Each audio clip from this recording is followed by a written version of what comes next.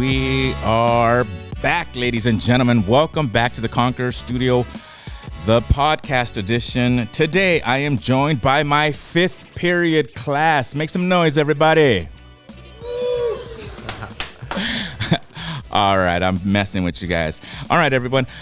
So today, I am joined by two seniors, two of my favorite seniors. In my fifth period class. There's a couple more, but they're absent or they're not participating today. So today I wanted to talk to two of my students. They're going to introduce themselves right now.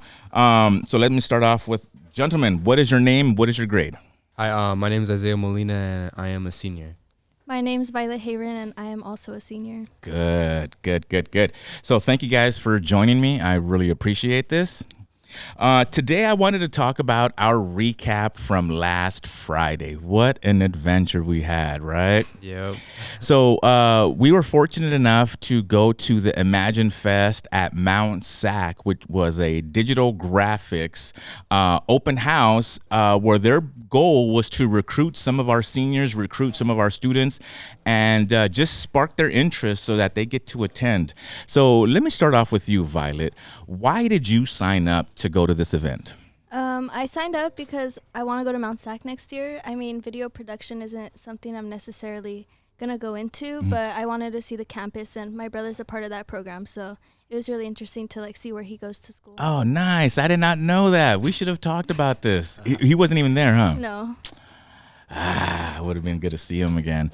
All right. And why did you sign up to go to this event? So I would say one of my main motives for signing up for this event was just having the opportunity to go on a field trip once again, because I've never really had that experience in high school, considering I did not take that much elective courses, so I didn't really have those opportunities. So I finally got the opportunity to go ahead and get this final field trip, my high school experience, and I felt like it's something that I'm very interested in. Obviously, I'm into digital graphics, I'm into photography, so I thought it was just I get to how do I say this? There's two advantages in me going. I get to learn more about digital graphics and photography, and I get to gain that. Two birds, one stone. Yes, exactly. Wow. Yeah. All right. So let me just ask Okay, let's just start from the very beginning, all right? So do you guys usually go to school at 8 a.m.? I asked you guys to be there at 8 a.m. Violet, are you always at school around that time? No, I don't have a first period, so usually I get there during second, but my second's just being in the office, so I tend to be late to that class too sometimes. What about you? I haven't been to school this early since my junior year. And the reason I ask is because, one, you guys made me very proud. You guys were right there. You guys were there before me. I was walking around campus trying to find students, and I never saw you guys, so I was starting to worry. I'm like, damn, where are these seniors at? But you guys were there. That's punctuality. That's discipline. Thank you guys. And I think you guys get that because you guys are athletes, right? You guys are expected to be on point. Yeah, definitely. Okay, real quick, what sport do you play, Violet? I play soccer. All right, what sport do you play? I play baseball, and I'm also in track. Nice. All right, good. Just any recruiters out there, if you guys are interested, hit us up.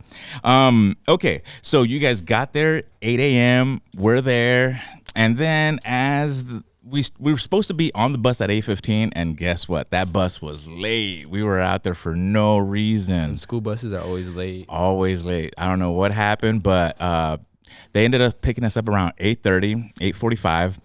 And then we got the news that we were going to go pick up Wilson High School, our rivals, our crosstown rivals. And you know what? For the most part, that bus ride was pretty good. You know, who did you sit with? I sat with Issa. Your bestie? Yeah. Who did you sit with? She got the luxury of sitting next to someone that she knew. I had to sit next to a Wilson kid, which I'm fine with, honestly, but it's just that I had no leg room. That was the only con about that. So you had to sit, because I sat with you for a quick second. We talked for a quick minute, and you had to sit like a grasshopper with your knees up like that. That was on you, dude. Like, you should have just gotten up, let her sit right next to you, whatever, but you're a gentleman. You're a gentleman, true gentleman. Okay, so the bus ride was good. We get off the bus, then they have this DJ there. They had these tents. It was pretty dope. I'm gonna be honest. I like the reception that they had for us. We had to wait for about 10 to 15 minutes for them to get organized, but then we managed to hit our first workshop, which was with Professor Chrislam Chin. My experience with her was very positive. I got a lot out of her. What did you learn from her? What was your experience with her? Yeah, I agree with you. I feel like I did get a lot out of it. She was really interesting to listen to. I feel like she had a lot to say, and I think the most important thing I got out of it was just networking, like what she talked about. And I think that doesn't also just apply to like video production, but that's when you're just going out and finding a job. So that really stuck with me. And she was very young. Yeah, she like was. that's what was striking to me, was at such a young age she accomplished a lot. And she is, just to give her her credit, she's the professor at Mount SAC for the graphic design department. And she just really, she says, I'm an open book. Ask me anything about how much I make, my personal life, and she'll give us that information. What was your experience meeting with her? Well, when I first saw her, I honestly thought she was like a student. That's what I thought. Yeah. Just trying to kind of like organize the group and whatnot. Then she said she was a professor. I was like, oh, okay. She's a little bit older than I thought she was. But then she started talking about how she started her career back in 2011. Yeah. I was like, wow. I was like, she's way older than I thought she was. But you were in 6th grade? 2011, I don't even remember. I was in kindergarten, first grade. Oh my goodness. First grade. Oh my goodness, I was way off. But yeah, I mean, that really got to me, the fact that she really put herself out there a lot. Yeah. Her whole story was of taking chances, seeing opportunities, and just asking why not, and applying for those opportunities. And it's crazy because when you look at it, like none of it's linear, right? Yeah. None of it's just like none of it's like direct steps. It's just like a lot of opportunities that she had to take, and it's kind of how do I say it? It kind of like shows that not everything's going to be like the way you want it to be. And throughout that whole lecture, I kept looking at you because her story is similar to yours. Yeah. You know, like you both have a drive for graphic design, and things just didn't line up the way they should for her and for you. Yeah. You know, and we're going to talk about that in a second. I just want to get through this real quick, and then we'll get back to what I'm talking about. But besides that, we also got to meet the director of the Studio 13 or Studio 13. I forgot the gentleman's name. I'm going to put it in the description. But that dude also had some interesting facts. What struck me about him was like him and I, our mindset is the same. The more opportunities we give you students, the more you're going to learn from. And the more you learn from, the more you're going to want to do this. And that's been my process for video production 2 and 3. In video production 1, in this class, it's all about learning everything. In video production 2, they start to do all the events, school events, personal events, every 15-minute projects, everything possible. I just throw it at you. And this is where you guys get to tell me what you like and what you don't like. And listening to that guy, once again, I forget his name, that was the same process. His students are responsible for all the metro buses on campus with all the graphics on them, all the graphics around campus, all the brochures, all the pamphlets. So that department is making money. Therefore, the students are now getting hours for that. And as we know, it's the experience that you put down on paper that people start to see, like, oh, Violet has 12 hours of this, or Isaiah's got 30 hours of this, and we start to compare, you know, what you guys do, right? So I don't remember that dude's name. I'm gonna get it, but that guy was interesting as well. So during the field trip, we got a chance to do a project. Violet, what was that project about? Do you remember that? Yeah, we kind of made a movie poster. Yeah. We took pictures. We took mine with Isaiah and Issa. So we all just took a picture, and then we put it into Photoshop and onto it was kind of like a war zone. Exactly. Yeah. It was a war zone poster. Bernie should have been there with us. He would have loved that poster. You messed up, dude.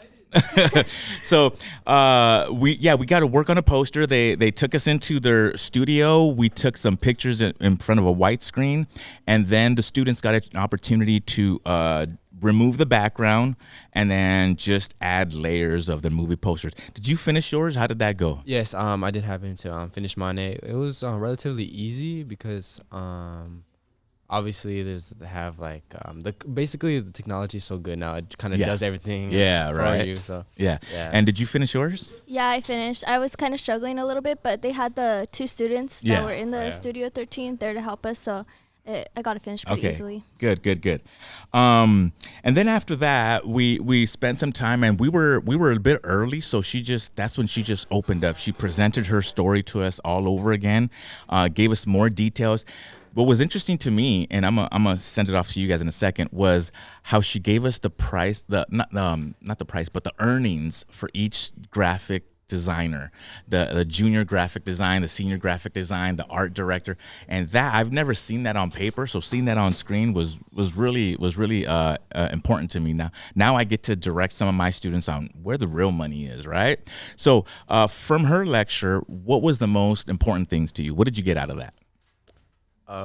Like everyone's been saying, networking, that's the magic word right there, because I'm a true believer in, like, if you have a lot of talent but you don't have anywhere to kind of like project that talent, you're not going to go far. You need to have these connections, and that's basically like what I'm trying to accomplish when I get to college and so on, is just make these connections.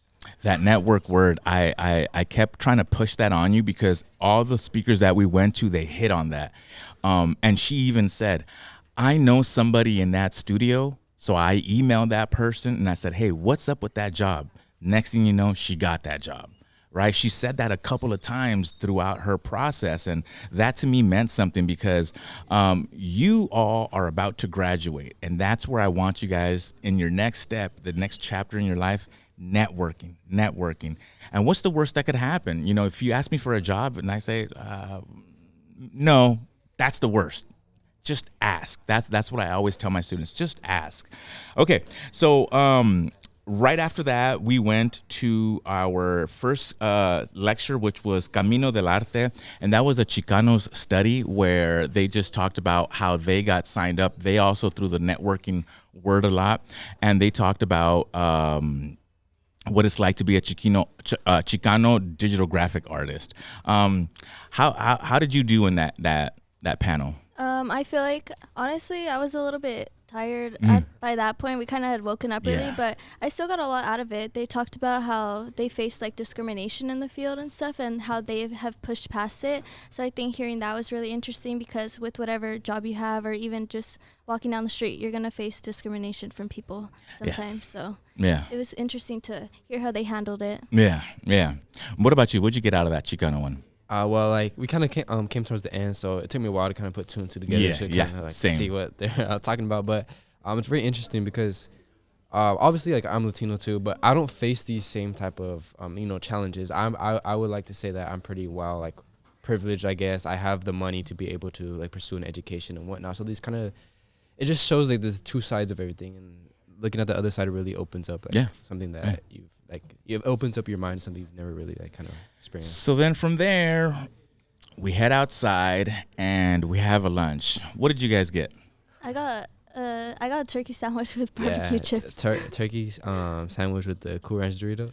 I got the cold cut sandwich, and can I just say, I was surprised to find out it was a Subway sandwich. Yes. It was so good. Yeah, and there was a cookie. And there was a cookie, chips, and we got a water. But I've never had a Subway sandwich that good. I've stopped eating them because they just got bad. But there was something about that Maybe sandwich. because I didn't eat at all that day. But I think that might have been it. Fat ass. Okay, so we kicked it for a minute. Then you guys went to go tour the campus. Anything interesting? Did you guys get something out of that?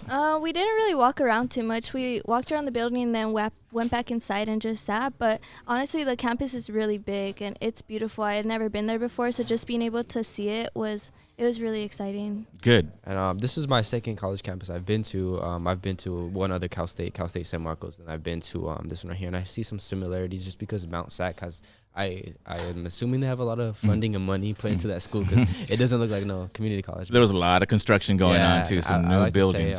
It just feels like its own community, you know what I'm saying? Yeah. It seems cool to be around. All right. So we're not going to talk about the last discussion, the panel, because that was, it didn't really turn out the way we thought it was going to be.